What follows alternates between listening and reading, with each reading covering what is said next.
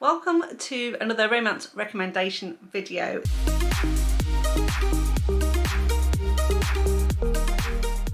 Today I've got 9 recommendations to share with you. I've kind of called this Don't Marry Them, Marry Me. My criteria for picking out these books was that at least one of these characters was supposed to marry someone else, and in fact maybe a relative, a sister, an aunt, something like that, and they ended up marrying each other instead. So I'm going to kick off with a book that I've recently read, and I haven't even put this into one of my wrap-up videos yet, so you'll get to hear me talk about this book again for my August wrap-up. But this one was The Sweetest Oblivion by Danielle. This one is an Italian mafia romance, and it's book 1 in the Maid series. And this one had been on my TBR for a really long time. I'd heard great things, particularly about books 2 and 3 in this series, and I really wanted to give it a try.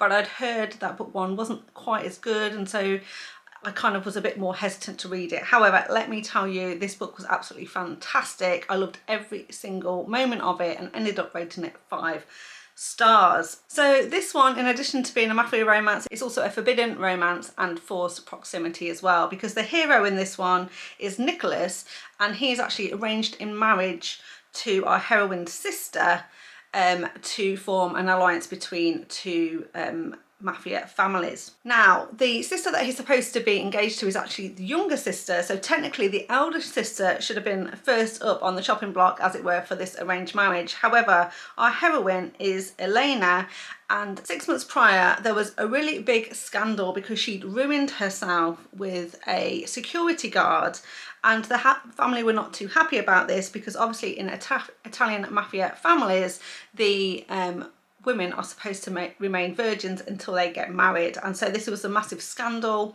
and in fact there were some very serious consequences where they unalived this security guard that Elena had slept with, and also really grounded her in a sense because she's not allowed to go anywhere or do anything without her father's permission, and they've taken her mobile phone off of her as well. So now she is kind of like not suitable to be married basically. However, once their families start coming together in the lead up to the wedding and they start having family dinners and going out to restaurants and things, the tension between Elena and Nicholas becomes palpable. I absolutely love this one because the chemistry between these two, the tension between these two was literally you could feel it basically oozing off the page, and I absolutely loved that. And there were some really great encounters where they kind of like came up to each other and stood side by side, had kind of a bit of a conversation while pretending to like not be interested and look out into the crowd and then kind of walk off. And I thought there was some great banter between them, there's some great conversations between them, but constantly this tension was building. And when Nicholas kind of realizes that this tension, this chemistry is growing into more, and he starts to have feelings for Elena, he starts to try and figure out a way that he can get out of the marriage with the sister and end up marrying Elena. And then they're both thrown a bit of a bone because it turns out that the sister isn't quite as pure and innocent as everyone believes her to be. She's actually been having an affair with the gardener and she falls pregnant, and when people find out she's pregnant, obviously this gives Nicholas the opportunity he needs to, you know, cancel the engagement and then take Elena almost in retribution, because he goes to the father and says, you've really embarrassed me, you can't control your daughters, but I'm willing to trade the sister for Elena. If you give Elena to me, then all will be forgiven and there won't be a war started between our families. But Nicholas is still really concerned that the dad won't let him marry Elena, so he basically also forces the dad to allow her to move out and move in with him, so then it becomes this forced proximity kind of relationship as well, where she's now in his house, and ultimately he kind of speeds up the process by which they're going to get married, just to make sure that nothing can happen and come between them, and he finally gets the woman of his dreams. So like I say, really enjoyed that, and I will be talking more about that in my wrap up at the end of August. So on a similar theme, where a hero is supposed to marry a sister but she gets pregnant and thereby stopping that particular marriage, is The Initiation by Nikki Sloane. So this is book 1 of The Filthy Rich Americans, and actually the first 3 books in this series is kind of like a trilogy. They're actually all really short, so you can really count them as one book, but they all end on really, really good cliffhangers. So when I first read this, I was absolutely fascinated. Some of the characters in here are not that likable, but the story absolutely keeps you on your edge of your seat. It's very, very kind of a dark kind of romance, and it's also kind of a billionaire romance, as the name suggests, filthy rich Americans. Because in this one, we are following the Hale family. The head of the Hale family is McAllister, and he owns like this bank basically, and his son Royce. And then we have our main heroine, who is Maris. And basically Royce wants to have a seat on the board of his father's company, but there is this strange kind of like tradition where to have a seat on the board, you have to have a wife, and you also have to go through this initiation basically in order to kind of earn your seat at the table. So Royce is coming to the time when basically he needs to claim a wife so he can go through the initiation and join the board, and he is arranged in marriage to Maris's sister, because the Hale family and Maris sort of family have been friends for a long time, and you know, they've kind of like decided that Royce is going to marry the sister. Now Royce does not want to marry the sister, and the sister doesn't particularly want to marry him, although they've known it's sort of destined to happen for a couple of years.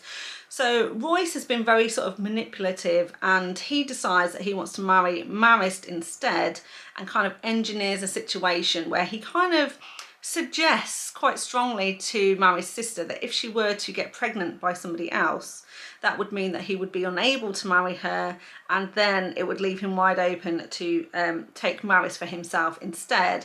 And that's basically exactly what happens. So now Maris is on the hook basically to marry Royce, and she ends up moving into the Hale family mansion.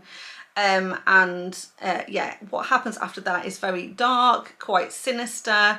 Not only with the initiation and figuring out what that's all about, but McAllister himself is very predatory. He's definitely got his sights on Maris, and he really likes to play games with people. So this is very psychological mind games as well. But Maris plays it brilliantly. Yeah, like I said, this ends in some really great cliffhangers as we go through the first 3 books, and would definitely recommend. But another great example of where, like I said, the hero was destined to marry the sister but ends up marrying Maris instead. So next up we have Brutal Vows by J.T. Geissinger. This is another mafia romance, this time an arranged marriage between an Irish and Italian mafia family, and we are following Raina and Spider. Spider is second in command of the Irish Mafia. If you've read the other books in this series, then he is very, very close friends with Declan, obviously knows Sloane and Natalie and Cage as well. And he is, you know, been through quite a lot in this series. Poor Spider, we absolutely love him. He's sort of a great character, but his heart has been bashed on more than one occasion by women, and now he's kind of like left sort of like heartbroken, and you know, deciding that he's never going to find true love. And so when an opportunity comes across the table for the Irish family to unite with the Italian family, Spider basically offers himself as a sacrifice to say, okay, I'll be the one to do it, and I will marry this Italian mafia princess. Now the person he's supposed to marry is actually our heroine Raina's niece, and when she hears that Spider has been selected to marry her niece, she is outraged because Spider's a lot older than the niece. The niece is still fairly young, and Raina is very protective of her, and she is spitting feathers. She is a very feisty sort of woman, and also Raina is also a widow, because she was previously married to a man who was very abusive towards her, and then her husband passed away, and so now she is basically a widow, but everyone thinks that she killed her husband. So when Spider comes to meet the niece, to, you know, get to know his new bride, Raina is not going to be too happy. She basically chaperones them, is literally spitting vitriol at him at every turn. The banter between these two is absolutely amazing, but their chemistry is also undeniable, and Spider secretly starts to really like the aunt and really want to be with her, and she's more his age as well, so they're kind of more suited from that perspective. And the girl he's supposed to marry is kind of really meek and mild, and she's really scared and doesn't really want to marry him, and so Again, when sort of push comes to shove, we find out that the niece is actually in love with somebody else. I think it also might be a gardener. I think this might be a bit of a theme here, and wants to kind of run away with this other guy. Things come to a bit of a head because Raina knows things could go really, really badly wrong for the family, and ultimately she needs to unite these two families together. So on the wedding day itself, she sacrifices herself. She, you know, protects the niece, she sacrifices herself, and she is the one that ends up walking down the aisle and marrying Spider. And so it's kind of like, now they are married, they're in close proximity together, and all of that sort of like tension and chemistry and anger that was building between them ultimately spills over, and they finally admit their feelings for each other and start their relationship. And I absolutely loved this one, and I think it's a great end to this particular series as well. So another example of where the main female character sacrifices herself and marries the hero so that her relative doesn't have to is Toxic Love by Jagger Cole. Now this is book 1 in the Venomous Gods series. This is another mafia romance. It's adjacent to the mafia actually, because our hero in this one is Dante, and he actually owns a sex club called Club Venom. And he really deals in information. So basically he is, like I say, it's mafia adjacent because all of the big mafia families come to his club, which is kind of neutral territory. But obviously he knows all their secrets, he sees who they're sleeping with, and you know, he gathers information, and that's what he does, he trades in information. Now at the start of this one, the mafia families are starting to get a little bit itchy basically about how much information he knows, and they kind of decide that they want to try and control him, and basically say they are either going to take his club off him and basically stop him doing business, or he's supposed to be arranged in marriage to one of the mafia princesses. So he is due to be married to a mafia princess who happens to be the aunt of our heroine, Tempest. Now Tempest is actually older than her aunt, just because of the way the family structure works. So she's actually older than her aunt, and she's very protective of her aunt because her aunt is only just a young girl. She's only just turned 18, and she definitely, again, very similar to the previous book with Brutal Vows, she doesn't want her, you know, niece to have to marry this much older, kind of dangerous, kind of alpha male. So she then tries to figure out a way how she's going to stop this marriage going ahead. And the only kind of plan that she can come up with really is that she's going to marry him instead. Because the other thing that we find out is that she believes that she is dying, that she only has 6 months to live because of some rare blood condition. And she thinks, actually, I can sacrifice myself, that's fine. I don't have much longer to live anyway. And, you know, so I won't have long to live in a loveless marriage, basically. So she's like, it's an easy choice for her to make. Now, because this is sort of like a mafia sort of arrangement, in order to like seal the deal, as it were, they have to promise on like this blood marker. So one of the things she has to do is kind of go to this meeting where she kind of like seals the pact in blood, if you like, and then promises against this blood marker. And these blood markers are kind of like completely binding. Once they've agreed upon, there's no getting out of what you've promised.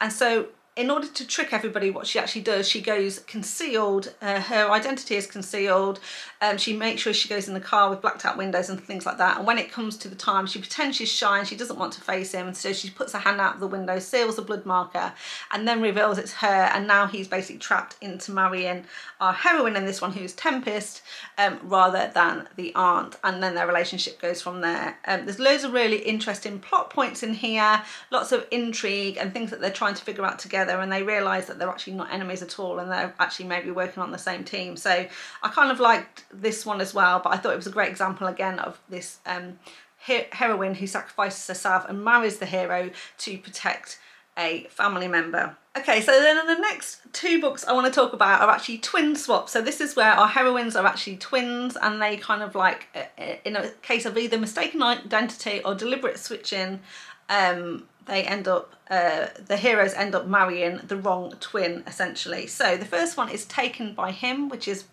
been written by Measha Stone. This is book 1 in the Mafia Bride series. This is actually quite a shortish book, less than 200 pages, so you'll whiz through this one. And this is another Mafia arranged marriage tale between Cassia and Dom. Now, Dominic is actually part of the Polish mafia, and he is arranged in marriage initially to Cassia's twin sister, and the pact was done, you know, quite a few years ago, before the twins were even of age. So he patiently waits basically for 4 years until it's time and she comes of age and he can go and claim her. The thing is, when they're teenagers, he comes to the house and her sister is supposed to sign this marriage contract, but she's very meek and timid and doesn't want to do it and doesn't want to face him. She's scared. So Cassia, as the sister, pretends to be her sister and goes down, and she's the one who signs the contract essentially, just so that her sister doesn't have to go down and face him. However, she thinks that no one notices this switch. Her father certainly doesn't notice, but Dominic is not so easily fooled, and he realises that the twins have switched places and it's really Cassia that has signed his contract. Dominic then has to wait 4 years, obviously, then until his fiancée is going to be of age and he can come back and marry her.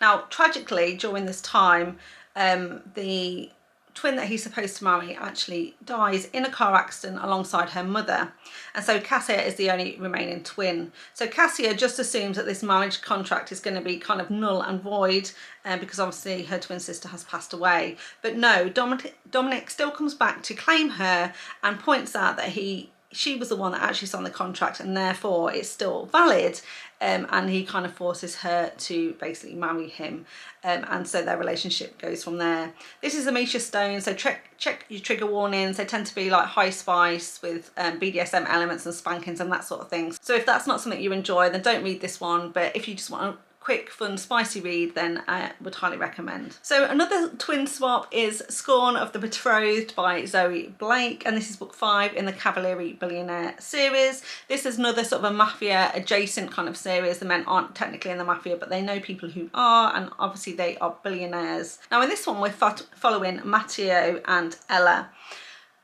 This is basically an enemies to lovers, an arranged marriage, and also, like I say, it's a twin swap, so it's also a case of mistaken identity in this one, because this is a case where they are twins, but the twins don't really, or at least Ella doesn't ever intend to swap with her sister.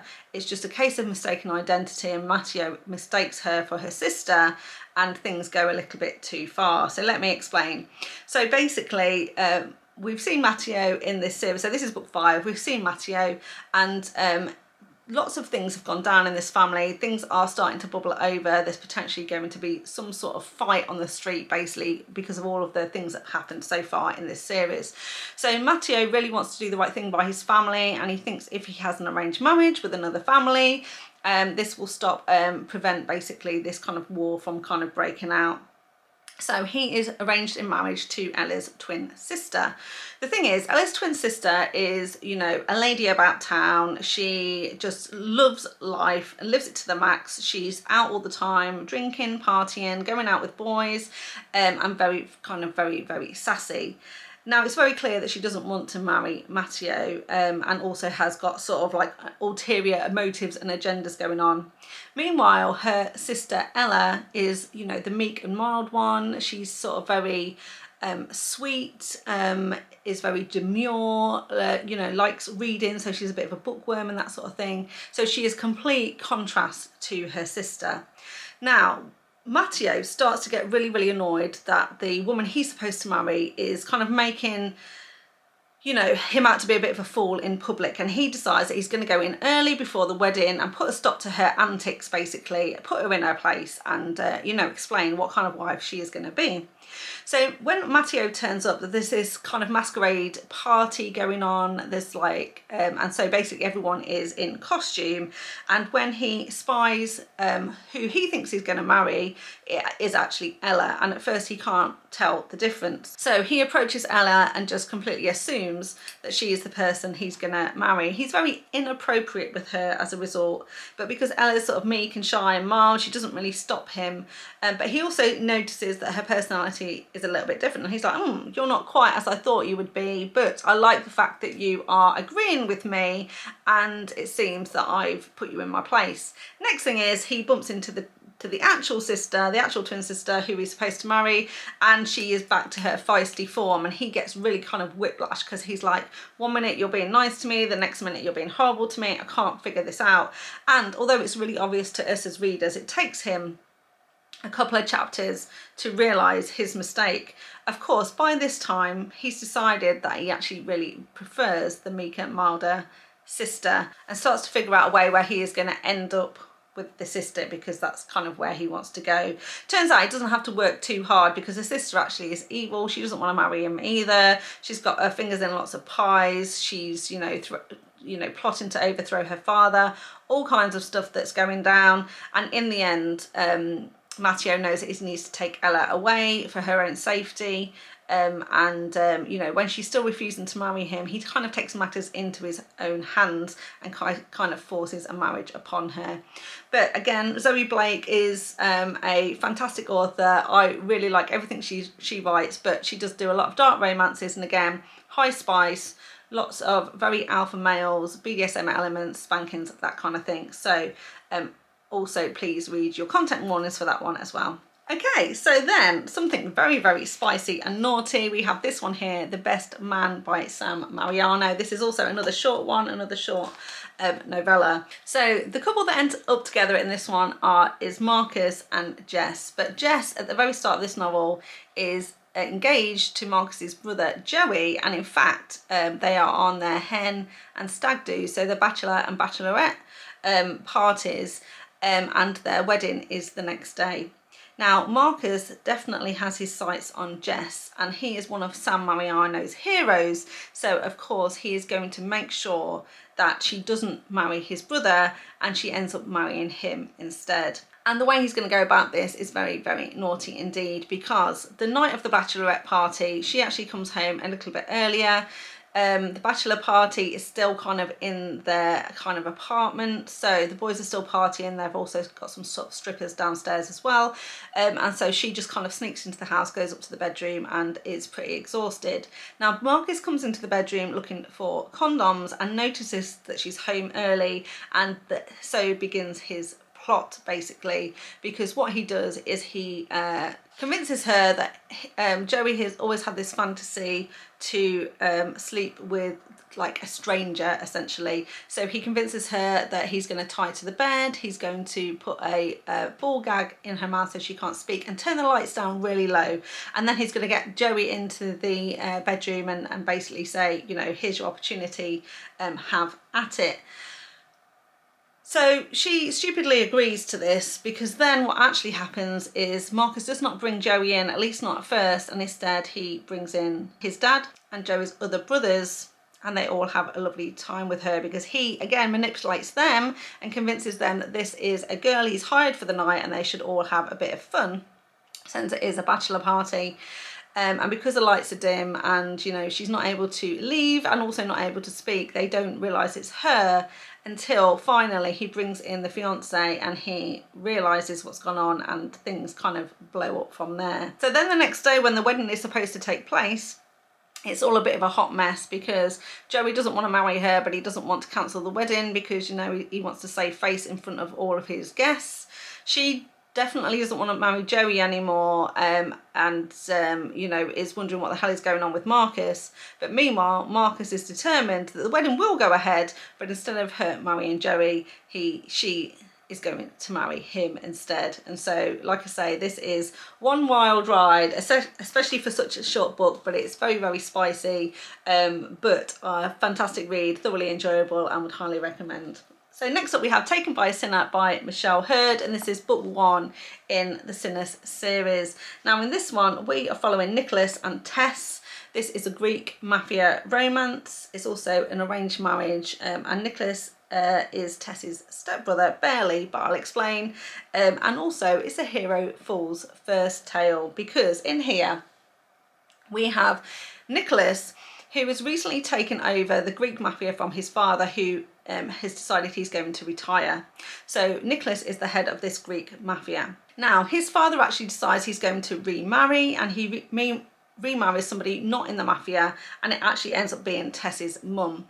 So because he marries her, then Tess technically becomes Nicholas's step-sister, and also becomes his responsibility. So now she is married into a mafia family, and while she doesn't want anything to do with this, she doesn't like the tradition, she doesn't like the sexist nature of the family tradition, it's a bit tough really, because her mum has been fairly selfish by making this decision to marry into the mafia, because now Tess is pretty trapped in the lifestyle, and like I say, now she is Nicholas's responsibility, and part of that responsibility is to make sure that she is married off and protected by a husband. Now, they have a lot of animosity between them. They don't really like each other. At first, it's kind of like very much hatred between them, and she really kind of like, you know, pushes back against the restraints that have been placed upon her, but nevertheless, she doesn't really have any choice. However, secretly, Nicholas really admires her spirit, and starts to really fall for her. So he knows he needs to get her out of the house as quickly as possible. So he decides that he's going to arrange her in marriage to one of his cousins. And as we go to the lead up of the wedding, Nicholas gets sort of like more and more obsessed with our heroine. And ultimately, when it comes to the wedding day, he can't bring himself to let the cousin marry her, and instead he makes the cousin step down, and he steps up and marries Tess himself. And so this is an arranged marriage, but also like he tricks her into marriage in a way, because he steps into the cousin's place, and then obviously their romance is going to go from there. I absolutely love this one because Nicholas is so intense. He's such an intense, obsessed, passionate sort of hero who is so deeply in love with Tess that he acts a little bit kind of unhinged and crazy in her presence, let's just say that. But I absolutely loved it, would highly recommend, and really enjoyed this whole series, so give that a go. And then finally, I've got a dark romance for you, and this is Still Beating by Jennifer Hartmann. And in this one, we're following Cora and Dean. Now, this is a dark romance, like I say. It's also a captive sort of romance, but it's not a romance with the person who captured them, for sure. So let me explain. So basically, Dean in this book is engaged to Cora's sister. In fact, they've been together for a very long time, and as a result, Cora's known Dean for a long time, kind of like growing up, and as they got older, and then they got engaged and things like that. So he's been part of sort of Cora's family for a long time, but Dean and Cora don't really get on. They don't really like each other that much. Dean thinks Cora's quite annoying, and she thinks he's, you know, a little bit obnoxious and stuff like that. So they've kind of got this civil but like not really liking each other kind of relationship. Then one night they're actually out for Cora's sister's birthday, and Cora ends up needing a lift home, and Dean is the one to drive her home. On the way home though, they kind of get run off the road, and then taken captive by this kind of crazy serial killer, and he keeps them locked up in the basement together. Now, of course, then they are going to become each other's lifeline, because they are now trapped down in the basement. They're forced to do terrible things. They witness horrible things, and they try and find a way to survive, but also to escape. And of course, in going through all of this sort of like trauma, they very much bond and kind of form this kind of connection that no one else could possibly ever understand, because no one else has been through this situation that they've been through. Now, the first half of this book is pretty, you know, difficult to read. It is a very dark romance, but they do get themselves out of this situation, and when they finally get out, the rest of this book is an explanation of how they're going to reintegrate back into their lives, how they can get over, you know, or start to get over their trauma and kind of go back to their lives. But the thing is, you know, their experience has changed them and changed the way they feel about each other, but it changed the relationship that Dean has with Cora's sister as well. And so, of course, it's very understandable that he is going to end up having to break up with Cora's sister, and Dean and Cora themselves start to form a relationship. And so I thought it was, you know, really difficult to read, but really moving, some great writing, and an absolutely fantastic dark romance for sure. So there you go, that is 9 recommendations where the hero or heroine ends up marrying someone else, and when they were due to marry another person. I hope you like that. If you did, please give me a thumbs up. Remember to subscribe to the channel if you want to see more content from me, and I'll see you next time. Bye. So when the following day, you know, so then when the following, yeah.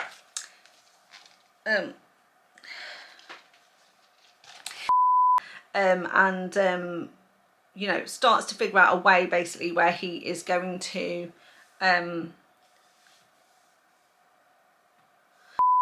so he is due to be married to our main female.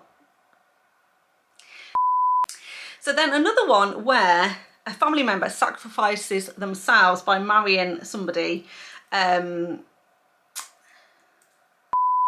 another example of another family member who sacrifices themselves for their aunt in this particular. But the sister ends up being pregnant and therefore, you know, I'm gonna have to backtrack on that because it's also like a forbidden marriage. So this one, in addition to being a mafia romance, this is also a forbidden romance. It's today I am talking about couples who were supposed to marry someone else and ended up marrying someone else.